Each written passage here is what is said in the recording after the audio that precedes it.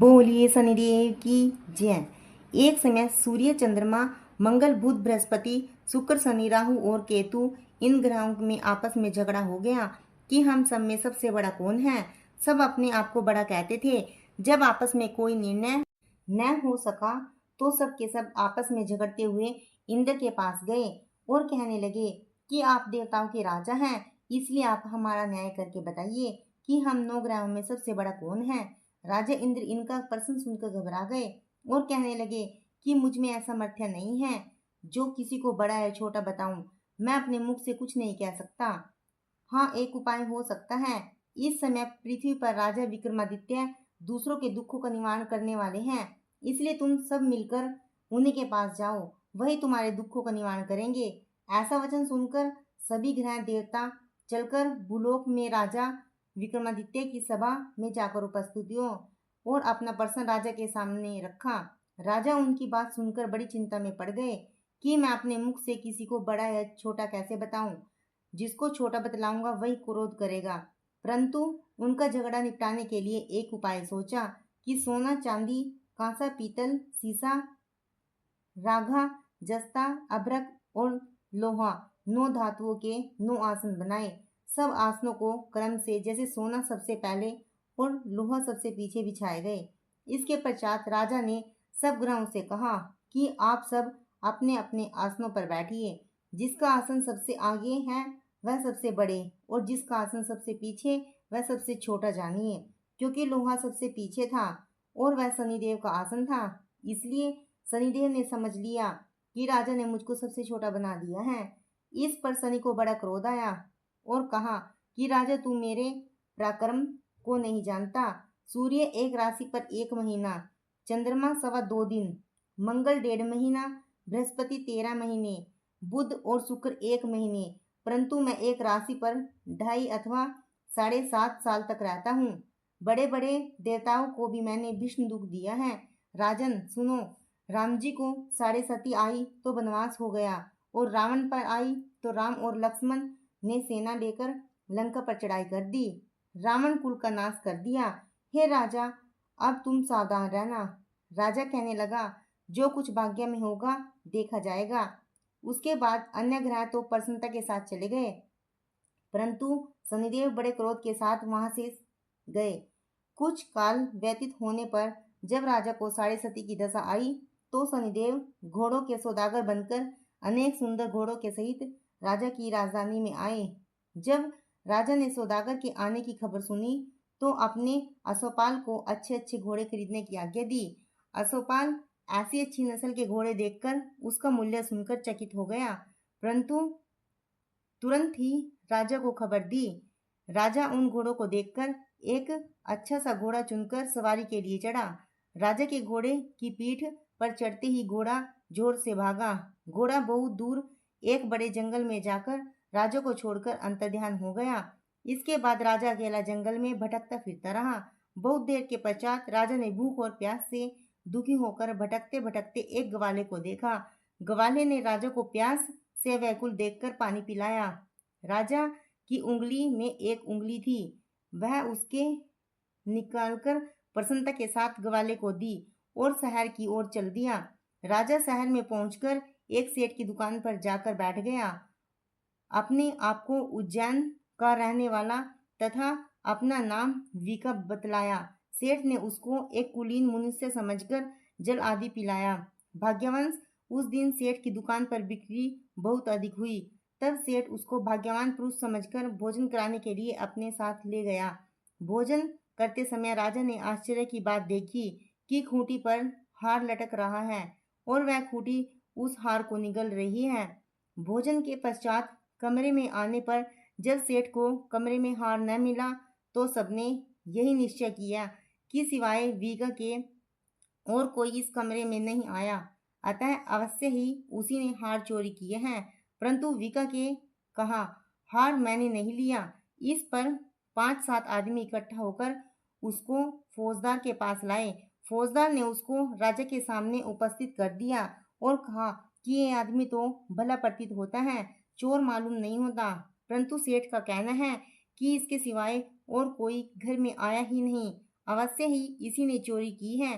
तब राजा ने आज्ञा दी कि इसके हाथ पैर काटकर चोरगिया किया जाए। राजा की आज्ञा का तुरंत पालन किया गया और वीका के हाथ पैर काट दिए गए। इस प्रकार कुछ काल व्यतीत होने पर एक तेली उसको अपने घर ले गया और कोहलू पर उसको बिठा दिया। वीका उस पर बैठा हुआ अपनी जबान से बैल हाँकता रहा। शनि की दिशा समाप्त हो गई और एक रात को वर्षा ऋतु के समय वह मल्हार राग गाने लगा। उसका गाना सुनकर उस शहर के राजा की कन्या उस राग पर मोहित हो गई और दासी को खबर लाने को भेजा कि शहर में कौन गा रहा है। दासी सारे शहर में फिरती फिरती क्या देखती है कि तेली के घर में चोरगिया राग गा रहा है। दासी ने महल में आकर राजकुमारी को सब वृतांत सुना दिया। बस उसी समय राजकुमारी ने प्रण कर लिया कि चाहे कुछ भी हो जाए मुझे उस चोरसिया के साथ विवाह करना है। प्रातःकाल होते ही जब दासी ने राजकुमारी को जगाना चाहा तो राजकुमारी अनशन व्रत लेकर पड़ी रही। तब दासी ने रानी के पास जाकर राजकुमारी के न उठने का वृतांत कहा। रानी ने तुरंत ही वहां पर जाकर राजकुमारी को जगाया और उसके दुख का कारण पूछा। तो राजकुमारी ने कहा कि माताजी, मैंने यह प्रण कर लिया है कि तेली के घर में जो चौरसिया है उसी के साथ विवाह करूंगी। माता ने कहा, पगली, यह क्या बात कह रही है? तेरा किसी देश के राजा के साथ विवाह किया जाएगा। कन्या कहने लगी कि माताजी, मैं अपना प्रण कभी नहीं तोड़ूंगी। माता ने चिंतित होकर यह बात राजा को बताई। जब महाराज ने भी आकर समझाया कि मैं अभी देश देशांत में अपने दूत भेजकर सुयोग्य रूपवान व बड़े से बड़े गुणी राजकुमार के साथ तुम्हारा विवाह करूंगा, ऐसी बात तुमको कभी नहीं विचारनी चाहिए। कन्या ने कहा, पिताजी, मैं अपने प्राण त्याग दूंगी परंतु दूसरे से विवाह नहीं करूंगी। इतना सुनकर राजा ने क्रोध से कहा कि यदि तेरे भाग्य में ऐसा ही लिखा है तो जैसी तेरी इच्छा है वैसा ही कर। राजा ने तेली को बुलाया और कहा कि तेरे घर में चौरसिया है, उसके साथ मैं अपनी कन्या का विवाह करना चाहता हूँ। तेली ने कहा कि यह कैसे हो सकता है? कहाँ आप हमारे राजा और कहाँ एक नीच तेली। परंतु राजा ने कहा कि भाग्य लिखे को कोई टाल नहीं सकता। अपने घर जाकर विवाह की तैयारी करो। राजा ने उसी समय तोरण और विंदनवार लगाकर अपनी राजकुमारी का विवाह चौरसिया विक्रमादित्य के साथ किया। रात्रि को जब विक्रमादित्य और राजकुमारी महल में सोए तो आधी रात के समय शनिदेव ने विक्रमादित्य को सौंपन दिया और कहा कि राजा, कहो, मुझको छोटा बताकर तुमने कितना दुख उठाया। राजा ने क्षमा मांगी। शनिदेव ने प्रसन्न होकर विक्रमादित्य को हाथ पैर दिए। तब राजा ने कहा, महाराज, मेरी प्रार्थना स्वीकार करें कि जैसा दुख आपने मुझे दिया है ऐसा और किसी को न दे। शनिदेव ने कहा कि तुम्हारी यह प्रार्थना स्वीकार है। जो मनुष्य मेरी कथा सुनेगा या कहेगा उसको मेरी दशा में कभी किसी प्रकार का दुख नहीं होगा और जो नित्य ही मेरा ध्यान करेगा या चींटियों को आटा डालेगा उसके सब मन्नत पूर्ण होंगे। इतना कहकर शनिदेव अपने धाम चले गए। राजकुमारी की आंख खुली तो उसने राजा के हाथ पैर देखे तो उसे बड़ा आश्चर्य हुआ। उसको देखकर राजा ने अपना समस्त हाल कहा कि मैं उज्जैन का राजा विक्रमादित्य हूँ। यह बात सुनकर राजकुमारी अत्यंत प्रसन्न हुई। प्रातःकाल राजकुमारी से उसकी सखियों ने पूछा तो उसने अपने पति का समस्त वृत्तांत कह सुनाया। तब सबने प्रसन्नता प्रकट की और कहा कि ईश्वर ने आपकी मनोकामना पूर्ण कर दी। जब उस सेठ ने यह सुना तो वह विक्रमादित्य के पास आया और राजा विक्रमादित्य के पैरों में गिरकर क्षमा मांगने लगा कि आप पर मैंने चोरी का झूठा आरोप लगाया, अतः आप मुझको जो चाहे दंड दे। राजा ने कहा, मुझ पर शनिदेव का कोप था, इसी कारण यह सब दुख मुझको प्राप्त हुआ। इसमें तुम्हारा कोई दोष नहीं। तुम अपने घर जाकर अपना कार्य करो। सेठ बोला कि मुझे तभी शांति मिलेगी जब आप मेरे घर चलकर प्रीतिपूर्वक भोजन करेंगे। राजा ने कहा कि जैसी आपकी मर्जी हो वैसा ही करें। सेठ ने अपने घर जाकर अनेक प्रकार के सुंदर भोजन बनाए और राजा विक्रमादित्य को प्रतिभोज कराया। जिस समय भोजन कर रहे थे एक अत्यंत आश्चर्य की बात सबको दिखाई दी कि जो खूंटी पहले हार निगल गई थी अब वह हार उगल रही है।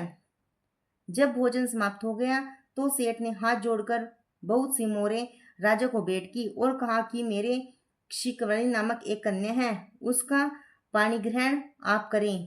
इसके बाद सेठ ने अपनी कन्या का विवाह राजा के साथ कर दिया और बहुत सा दान देश आदि दिया। इस प्रकार कुछ दिनों तक वहां निवास करने के पश्चात विक्रमादित्य ने शहर के राजा से कहा कि अब मेरी उज्जैन जाने की इच्छा है।